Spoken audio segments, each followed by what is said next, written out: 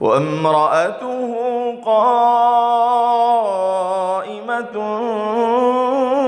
فضحكت فبشرناها بإسحاق ومن وراء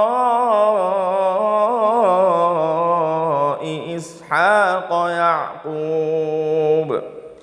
ابراہیم علیہ السلام کی بیوی کھڑی ہوئی تھی، وہ ہنس پڑی، تو ہم نے انہیں اسحاق علیہ السلام کی اور حضرت اسحاق علیہ السلام کے بعد حضرت یعقوب علیہ السلام کی خوشخبری دی۔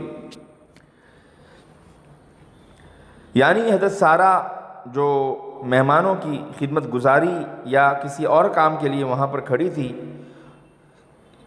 اس ڈر کے رفع ہو جانے سے وہ خوش ہو کر ہنس پڑی کہ فرشتے ہمیں بشارت دینے کے لیے آئے ہیں، ہمیں ان سے کوئی نقصان نہیں ہے۔ حق تعالیٰ نے خوشی پر اور انہیں خوشخبریاں اور خوشیاں سنائی کہ تجھ کو اس عمر میں بیٹا ملے گا، اور وہ بیٹا کون ہوگا؟ حضرت اسحاق علیہ السلام، اور انہی کی نسل سے ایک پوتا بھی اللہ تعالیٰ نے بشارت کے طور پر دیا کہ میں اسحاق علیہ السلام کی اولاد میں یعقوب عطا کروں گا، جس سے ایک بڑی بھاری قوم بنی اسرائیل اٹھنے والی ہے۔ یہ بشارت حضرت سارہ کو شاید اس لیے سنائی گئی کہ حضرت ابراہیم علیہ السلام کے ایک بیٹا حضرت اسماعیل علیہ السلام حضرت ہاجرہ کے بطن سے پہلے ہی موجود تھے۔ سارہ علیہ السلام کو تمنا تھی کہ اللہ تعالیٰ مجھے بھی بیٹا دے دے، مگر بوڑھی ہو کر مایوس ہو چکی تھی۔ اللہ تعالیٰ نے بشارت سنائی، لہذا وہ بھی خوش ہو گئی۔ بعض علماء نے حضرت سارہ کے ہنسنے کی اور بھی توجیحات کی ہے، مگر ظاہر وہی ہے جو ہم نے بیان کی۔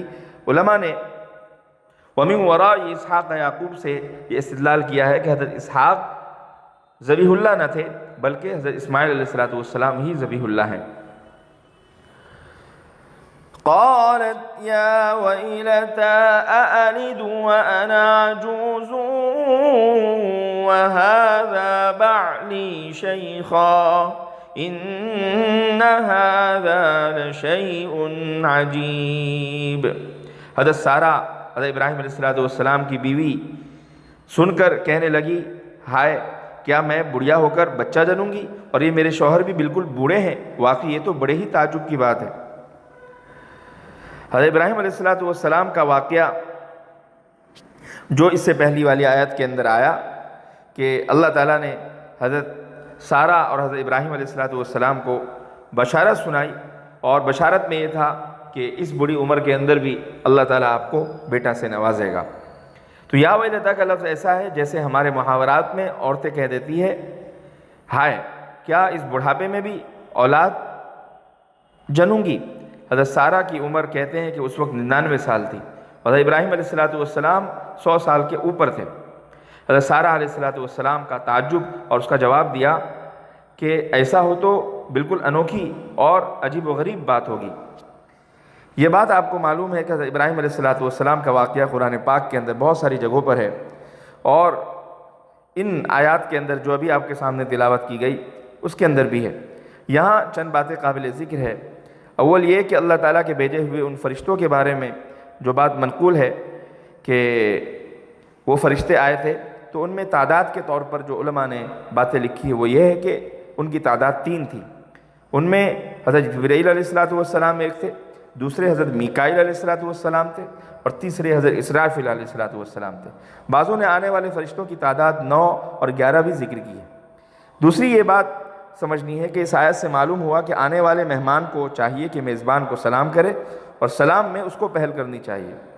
دوسرا یہ کہ میزبان کو سلام کا جواب دینا چاہیے، میزبان کو آنے والے شخص کی ضیافت کرنی چاہیے، یہاں تک کہ مشہور فقیہ لیث بن سعد کے نزدیک تو مہمان نوازی کرنا واجب ہے۔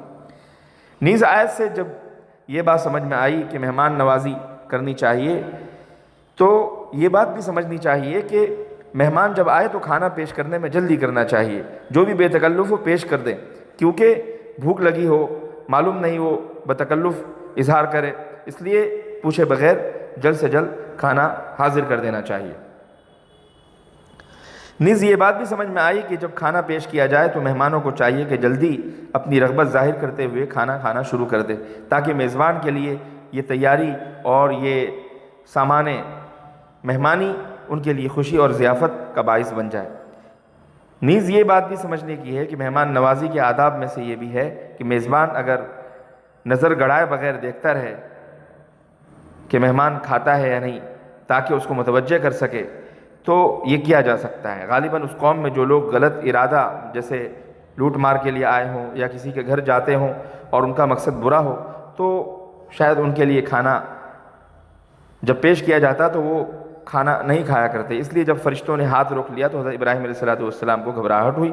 یہ بات بالکل بجا ہے، سمجھ میں آنے والی ہے۔ اللہ تعالی ہم سب کو صحیح عمل کی توفیق عطا فرمائے اور ان آیات پر عمل کرنے والا بنائے، اور اللہ تعالیٰ پر اسی طرح توکل کرنے والا بنائے جس طرح اللہ تعالیٰ بڑھاپے میں اولاد دے سکتا ہے۔ ہماری ہر ضرورت کی تکمیل میں اللہ تعالیٰ ہی ہمارے لیے سب سے بڑا سہارا ہے۔